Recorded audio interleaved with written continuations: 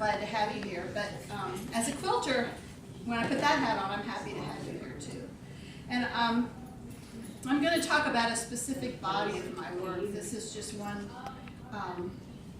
type of quilt that I've made over my career as a quilt maker, but they're kind of special. And this body of work I created to be an exhibit that traveled to museums across the country. And for several years, I actually rented it to museums, and that was pretty cool.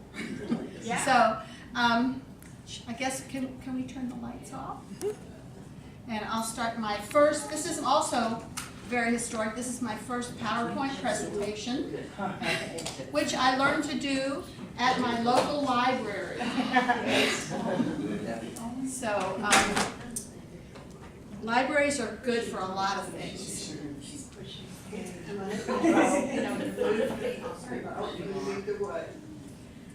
I have to say that my first, when I was a child, my absolute most favorite toy in the whole world were paper dolls. And I spent countless hours in my head, in my fantasy world, playing with my paper dolls. And I actually remember feeling when I was like about 12 or 13, or maybe even younger, I'm not sure, that I realized I was really too old for paper dolls. I was going to have to give them up. And so when my first child was born and she was a girl, I was really excited because we were going to get to play paper dolls together. But you know how kids are. They don't like what you like. And she was not at all interested in paper dolls. So I made my first paper doll quilt. And the paper dolls that I played with when I was a little girl were all movie stars. So I chose a paper doll, an image of a paper doll, a real paper doll. That's a photo Xerox transfer. And I went to the Cincinnati Public Library and researched fashion of the 40s and 50s and made this quilt, which Stacy remembers playing with when she was a little girl, because it would hang in our bedroom. And for these paper doll quilts, those of you who don't know or didn't look at these, each one of the costumes is a little quilt itself, and it's attached to the main quilt with Velcro. So you actually play paper dolls with the quilts. And I always wanted you, if you took a garment off the quilt, I always wanted you to know where you were supposed to put it back. So I batiqued these pages with the outlines of the dresses so that you would know if you took one off, put it back in the right place. Then a number of years later, the Museum of American Folk Art in New York City was sponsoring a competition called Childhood Memories. And it challenged quilt makers across the country to create a quilt that was the size of a baby quilt, but that illustrated your childhood in some way, or some memory of your childhood. And I decided that paper dolls was going to be what I was going to do. So this is me as a 10-year-old. All the things that I was interested in, hopscotch, hula hoop, jacks, it's all on there. And I'm also the character in the lower corner cutting out the paper dolls. And one of the things I most vividly remember about those paper dolls was the leftover scraps of paper after you cut the dresses out, and the really cool shapes that they were. So that's what all the white paper on the inner part of the quilt surrounding the dresses is about, is those weird paper shapes. Now, one thing I have to say, a caveat about this PowerPoint, is that I had all my slides digitalized, but the person who did it didn't always look to see which side of the slide was the front. So this is actually backwards. So you're right-handed? Yes. I am That was right-handed. my question. Was that pretty rolling? No, this slide is backwards. And I don't know yet how to flip them. I have a question. Where to go? My brain. Well, first of all, I didn't know that. You were called Becky as a child? Don't admit it. No. And then my next thing was, Previous did you do a drawing, a sketch that was very as detailed as this, or do you just kind of work as you go? Yeah, I made a cartoon. I make cartoons of everything before I do it, and then I make my pattern pieces from that cartoon. And the border is, of course, those wonderful cutout things that we used to do. So this is my Halloween costume, because Halloween was always very important as a 10-year-old, and my costumes always came out of the dress-up box. And jump rope. That's what, there's a teddy bear touch the ground was one of the songs I can still remember. And jacks, of course, kids don't know what jacks are anymore, but I was a good jacks player.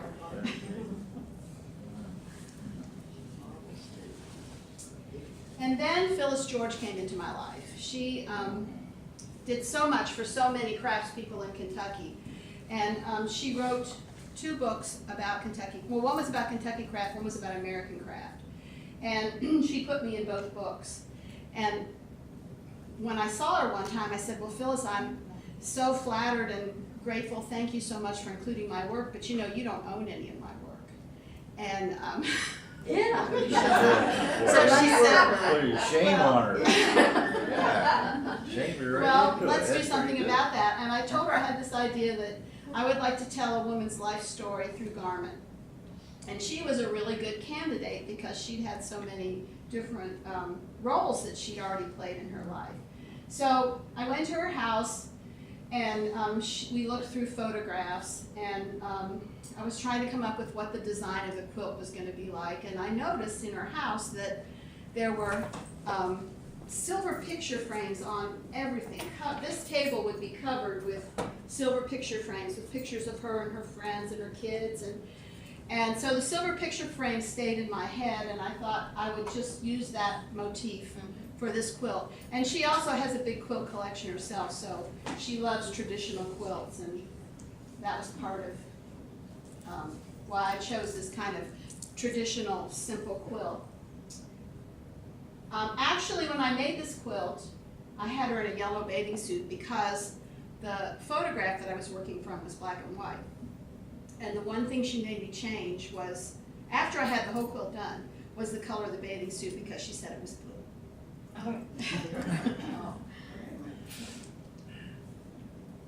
This is her Miss America 1971.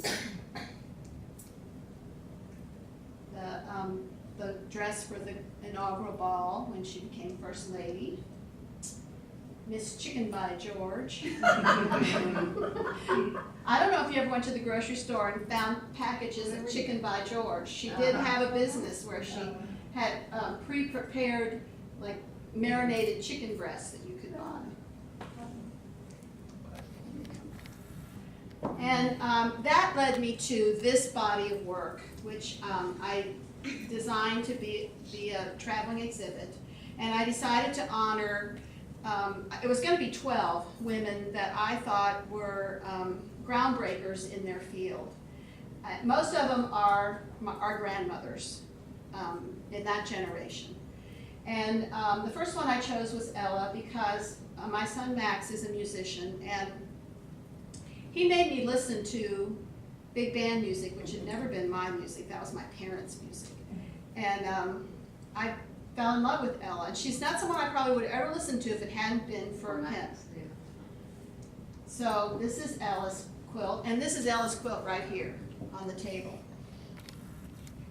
Ella's standing in front of her band. She is one of the only women who fronted a big band during the big band era. Most of the band leaders were men, but she joined Chick Webb's orchestra, and he was a famous black leader of a band, and he died. She was his girl singer, and when he died, she took over. And now the bandstands have EF on them, and they have little baskets, because a tisket a tasket was one of her big numbers. I have to say that Max was very instrumental in this quilt, because as I was working on the cartoon, and you know, this was a big cartoon that took up my whole wall, I was, you know, figuring out where the players go, and he came in one day and looked at me and said, "Mom, you can't put the piano player over there. They would never be able to hear what the trumpets are playing." So he made me reorganize the band so that it would be right. Here's Ella and her boys. Ella's first appearance on a stage was at the Harlem Opera House, which is today is the Apollo. She went to, they have and they still do have an amateur night, I think once a month. And she went to perform at the amateur night with her girlfriend, and they were going to do a dance routine. But the act that preceded them was a dance act, and they were really good, and the crowd loved them. And the Apollo or the Harlem Opera House was a place where if they loved you, but if they didn't, you knew that real well. And she lost her nerve after this other dance act preceded her, and she was ready to leave, but her girlfriend said, well, okay, don't dance, just go out there and sing. And she did. And that was her discovery, and she won, too. Oh, cool. The Savoy Ballroom was a very famous ballroom in New York City. It had 2 stages for 2 bands so that the music never stopped. And that's where she first became the girl singer for Chick Webb's orchestra and gained fame. After World War II, Norman Granz was a big promoter of jazz music in America. And he took a group of the most famous American jazz musicians to Europe. And Ella was included in that tour. So she's all dressed up now in her traveling gear. Duke Ellington, one of our most beloved jazz composers, loved Ella's voice, and she loved Duke's music. And so together they had this wonderful concert at Carnegie Hall in 1958 that was a tribute to her and her voice with his music. And Mason Street East used to be one of the most famous nightclubs in New York City. This is where they had a 20-year celebration for Ella. All of these posters are photo Xerox transfer. That I drew out the images and then had them transferred onto fabric with a special kind of paper.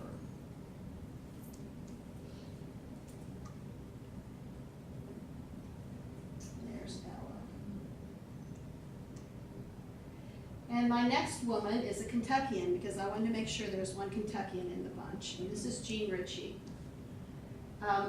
Jean is the only one that I have portrayed as a little girl, because in reading her biography, I realized that everything that she is was formed by her childhood, and the importance of growing up in the mountains and learning the music from her family and maintaining the traditions of the original Appalachian music that she experienced.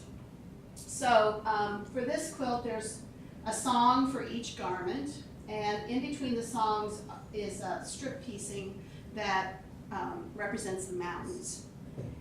There are also lots of photographs on this quilt, and Jean's the only one living amongst all of these ladies right now. Everybody else is dead in my group.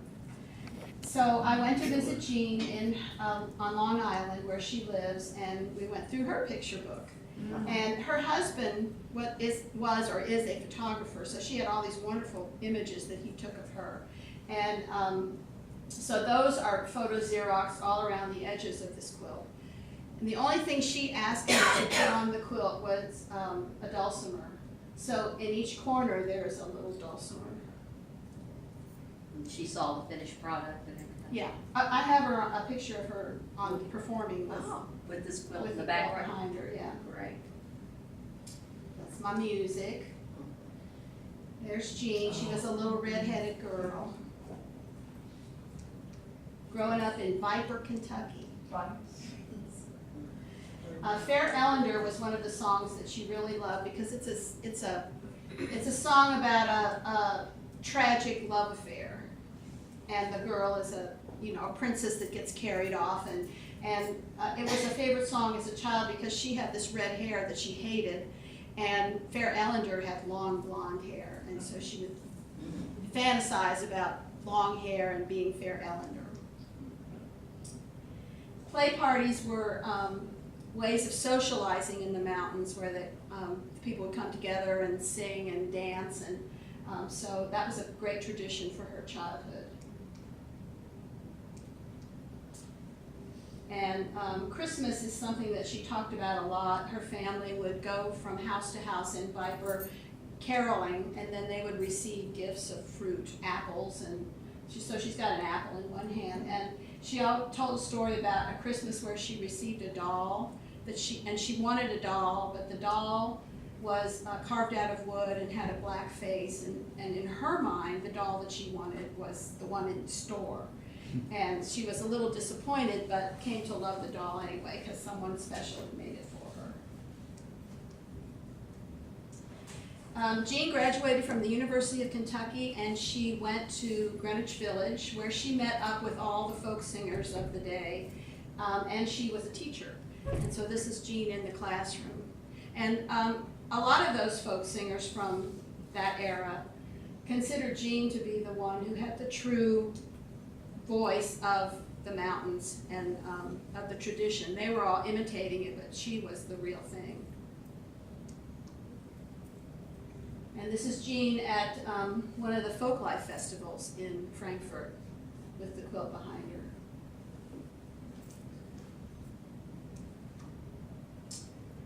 This is Babe Diedrichson. I read a biography of Babe Diedrichson when I was a little girl. And I was always impressed with Babe because she was an athlete when women were not athletic, when it was considered dangerous for us to be athletic. So this is a scene of all the trophies in her life. They're not all of them, but just, you know.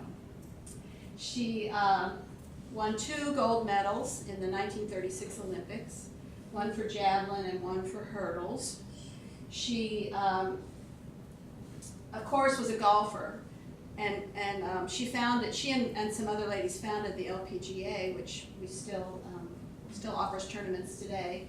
She did play baseball. That one trophy on the very left is a baseball uniform. She traveled with a group called the House of David, and they were all men with long beards, and they were an exhibition team. And they brought her in as the ringer. She was the pitcher for the team. But she thought they were so disgusting that she only would show up to pitch, and then she was, you know, like not hanging out with those guys. She died of cancer, but she did a lot of work for the cancers. What is it? Cancer? What is it? What do we work for? American Cancer Society, American Cancer Society, right. And she also played a mean harmonica. She never had a job that wasn't athletic. Even though her first job, she was hired to be a secretary for an insurance company in Texas. She's from Texas. And they like basketball a lot in Texas. And this insurance company had a women's basketball team. So they really didn't want her to be a secretary. They wanted her for the basketball team. But they had to hire her as someone who worked for the company. So. This is the trophy for the Western Women's Open, which is one of the first LPGA tournaments. And she also won the British Women's Open. That's what that big trophy was in the middle of the. She was the first American woman to win that. So I always admired the fact that she could be an athlete in her generation. This is Martha Graham, and Martha is a trendsetter because before Martha, everybody was dancing ballet for the most part, and modern dance wasn't really on the radar. But Martha turned dance upside down. And her quilt, which is over there on that table, is based, the body of the quilt is based on a painting by Vasily Kandinsky. I always really enjoyed Kandinsky, and I learned that he and Martha were creating their art at about the same time, and that she was trying to do with dance what he was trying to do with visual art. He was an abstract expressionist, and was interested in form and color and line. And that's what Martha was into too, although Martha was a big storyteller as well in her dance. all of the fabric in this quilt is hand painted because I wanted it to look like a painting.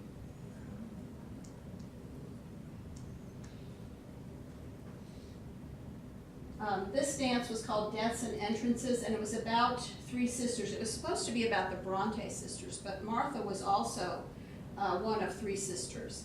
And so a lot of people think it was very autobiographical too, and it also had to do with her struggle with choosing art over all else in her life. And that was true for a lot of these women. They had to make sacrifices in terms of family and the other aspects of their life to pursue the careers that they wanted, because it was they were towing a really hard road.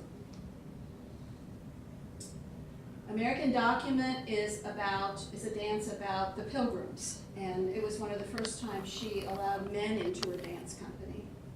All of the names that you see on the quilt are names of dances that she choreographed and created. How did you do the names? Are they transferred? They're all transferred.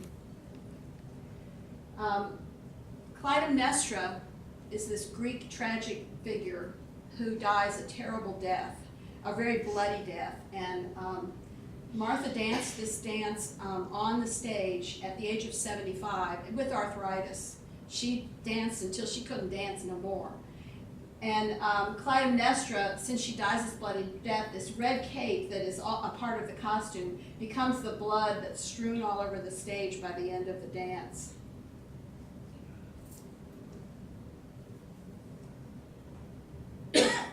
She was pretty interesting.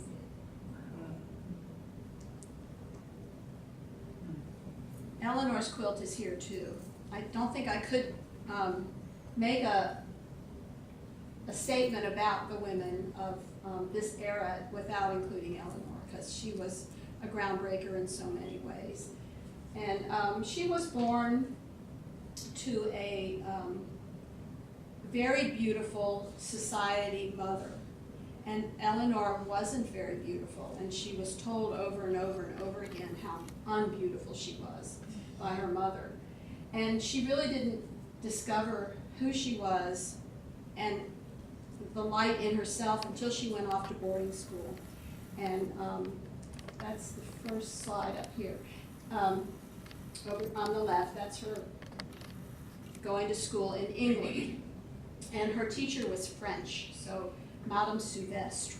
So she had this beautiful education that really prepared her for thinking about what it was that she wanted to do with her life. I chose newspapers as the theme for her quilt because that's the media of her day. Everything, you found out about the world through the newspaper. Well, she wrote forever, the column that Yes. she had for years Right. and years and Yep. years. That's part of, that's, Yeah. I referenced that too, but and I figured that Eleanor was in all the newspapers Yeah. because she was so famous. And so the New York Times starts out because she's from New York. And she marries Franklin, that's the center outfit. And then she becomes a society lady, but she's really interested in joining political groups like the League of Women Voters. And at this point, Franklin was the governor of New York, so she had to begin to see herself as a political woman. But the job that she loved best in her whole life was as a teacher. And she was the headmistress for the Todd Hunter School. And never was she happier than when she got to teach young people. This is the first inaugural. That's what she wore for the parade.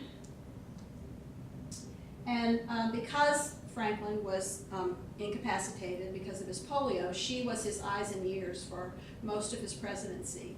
And during the Depression, she would go out into the country and check out what was happening and come back and report to FDR her perceptions of how people were faring.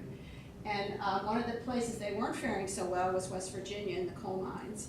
And this was her trip to West Virginia to go down in the mines and inspect the conditions that the people were working under there. That's Greg's hand. He always, whenever I was having my quilts photographed, he would say, "You got to show people how they work." So, this is her column. She wrote a column every day called My Day for the newspaper, and she would just write about things that she thought the American people needed to be thinking about. And there's a couple cartoons on the quilt. There's one here, which is her on a flying carpet, because she just had to go everywhere, and that's the best way to get around, is if you have a flying carpet. During World War II, she was Franklin's eyes and ears again, and she went to the South Pacific to review the troops against the wishes of the Air Force and Navy and all the guys. Secretary of State. They didn't want her going over there, but she decided that if she put on a Red Cross uniform, they'd have to let her go, and she went. And then after World War II, she was the only woman that Harry Truman appointed to the United Nations, the newly formed United Nations, and she served on the Committee for Human Relations. This one also has a little cartoon, and it's a girl and her mom on a ship coming into New York Harbor, and they're looking at the Statue of Liberty in the distance, and the little girl says, "Look, Mama, it's Eleanor Roosevelt."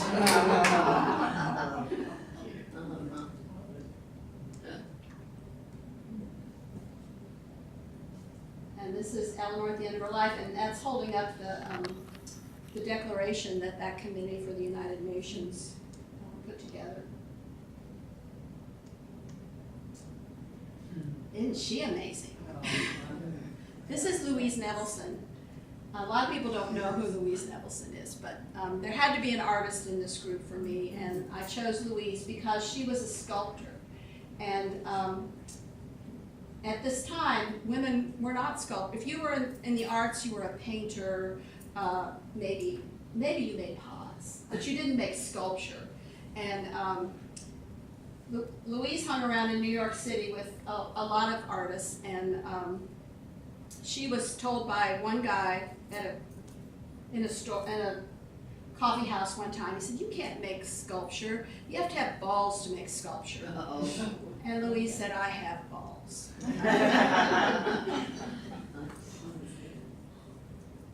So Louise's quilt is meant to look like one of her sculptures. She took pieces of castaway wood. She would haunt like the scrap piles of the companies that were making stair rungs or anything interesting out of wood, and she would assemble all of those pieces inside boxes and then stack the boxes up on one another.